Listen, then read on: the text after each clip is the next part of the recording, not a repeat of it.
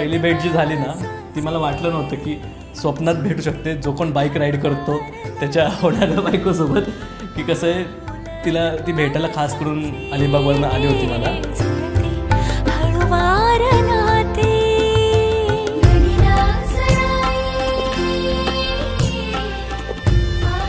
श्लोकशी कायम बोलत असताना एक खूप कम्फर्ट झोन जाणवायचा की हा कधी भेटलेला नाही आहे पण तरीसुद्धा खूप he is very friendly, he is very helpful हे खूप जाणवायचं. आणि त्याच्यामुळे एक उत्सुकता असते ना एखाद्या व्यक्तीला भेटण्याची, तसं झालेलं होतं. आणि माझे तर म्हणजे क्रश फेजच चालू होती 2020 म्हणजे श्लोकसोबत जे काही आमचं छान डिस्कशन, आमचे खूप वेगळ्या विषयांवरती डिस्कशन व्हायचं आणि मला असं वाटतं की यार हा मुलगा पाहिजे मला.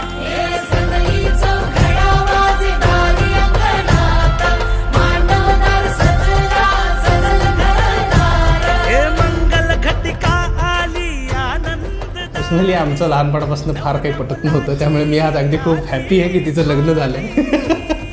आमची खूप भांडणं व्हायची, आम्ही छोट्या छोट्या कारणांवरनं खूप भांडण करायचो. आजही आमचे सगळे मला सगळे वेळे सुटलाच तुषार. आत्ताही मी कान पिळण्याचं जे असतं तेव्हा श्लोकलाच म्हटलं सांभाळून राहा म्हटलं.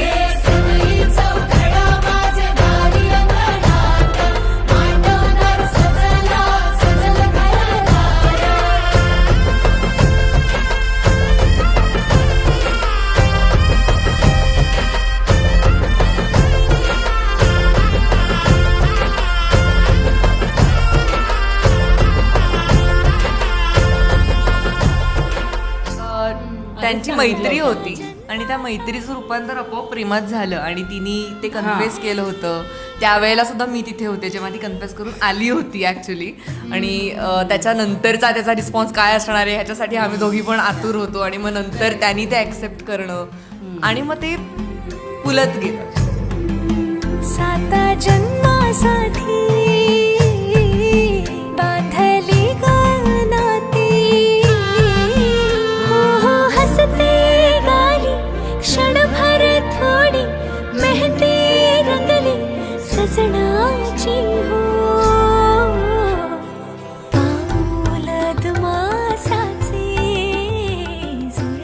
त्याच्यामुळे मी एवढंच सांगेन की आता या काही नवीन जबाबदाऱ्या आमच्यावरती येतील त्याला आम्ही तयार आहोत आणि त्या दोघांनाही चांगल्या रीतीने साथ देण्यासाठी आम्ही सक्षम आहोत.